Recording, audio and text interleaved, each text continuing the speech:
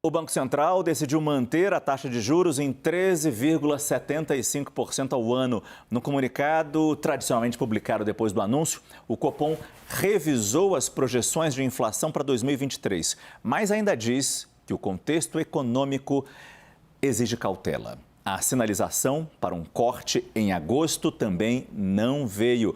Nosso analista de economia, Fernando Nakagawa, detalha os principais pontos do comunicado e, claro, a decisão de hoje do Banco Central. Boa noite, Naka. Boa noite, Márcio. O texto divulgado pelo Banco Central deve frustrar muita gente, especialmente o mundo político e o setor produtivo, que estavam numa campanha muito forte pela redução da taxa de juros. O comunicado até reconhece alguma melhora do cenário inflacionário de curto prazo. A gente citou aqui no Prime Time várias vezes a queda seguida de vários indicadores de inflação. Mas o Banco Central prefere cautela, prefere ver o copo meio vazio. Ele diz que ainda há riscos, por exemplo, no cenário externo. Há alguma incerteza relacionada às contas públicas, ao marco fiscal que está em tramitação no Senado neste momento, e também diz que a desaceleração dos preços, a desaceleração da inflação tende a ser parcialmente revertida no segundo semestre.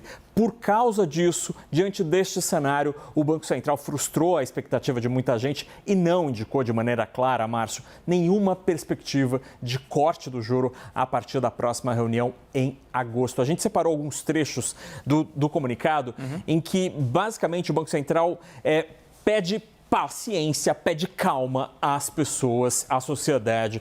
O texto diz que a conjuntura atual segue demandando cautela e parcimônia. Este é um trecho novo. Parcimônia, normalmente, o Banco Central usa como uma intenção de pedir calma e de indicar que os movimentos dele serão feitos de maneira muito, muito gradual. Ele repete também a frase de que a conjuntura atual demanda paciência e serenidade. E sobre as contas públicas, que ao longo dos últimos dias nós tivemos um avanço com a aprovação na Câmara dos Deputados do novo marco fiscal, o Banco Central diz que ainda há alguma incerteza residual sobre este desenho, que novamente está no Senado e pode voltar à Câmara dos Deputados. Na reunião anterior, o Banco Central dizia que havia incerteza presente relacionada às contas públicas. E aí, aqui atrás de mim, Márcio, a gente tem alguns números separados, porque o cenário apresentado pelo Banco Central traz números interessantes.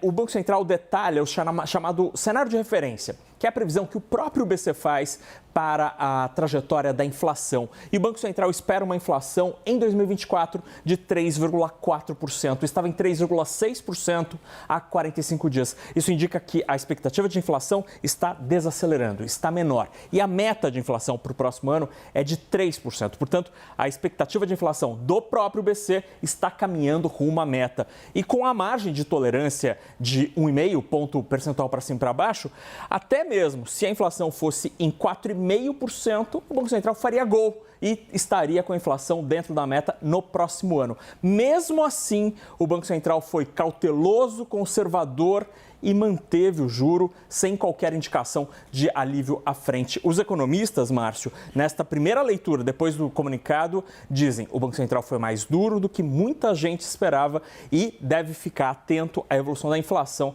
para, então, só posteriormente indicar que vai começar a cortar o juro. Eu acho que a sorte é que o presidente Lula está na Europa, longe daqui, senão ele já estava reclamando a brados sobre essa decisão, especialmente porque a gente sabe, quando a Selic fica no patamar como está, afeta o gasto do governo com juros da dívida pública, né, Naka? Pois é, esta é uma face interessante.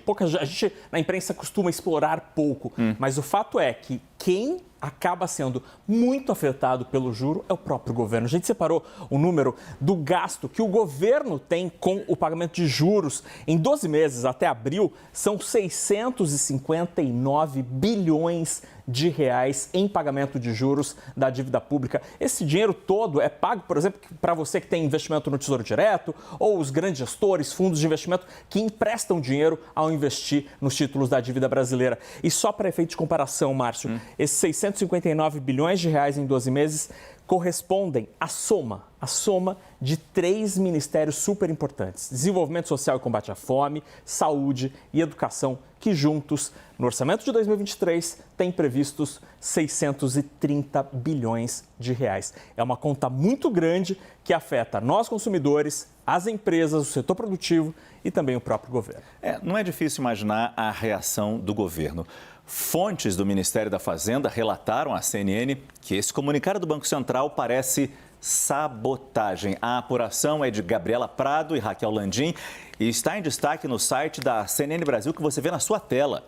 Apesar do Banco Central ter cumprido a expectativa de manter a taxa básica de juros em 13,75% ao ano, integrantes do Planalto consideram ruim e uma vergonha a avaliação divulgada até agora pelo Copom.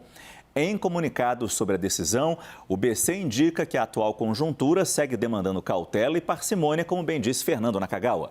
Desde a semana passada, o ministro da Fazenda, Fernando Haddad, se mostrou impaciente com as sinalizações do Banco Central.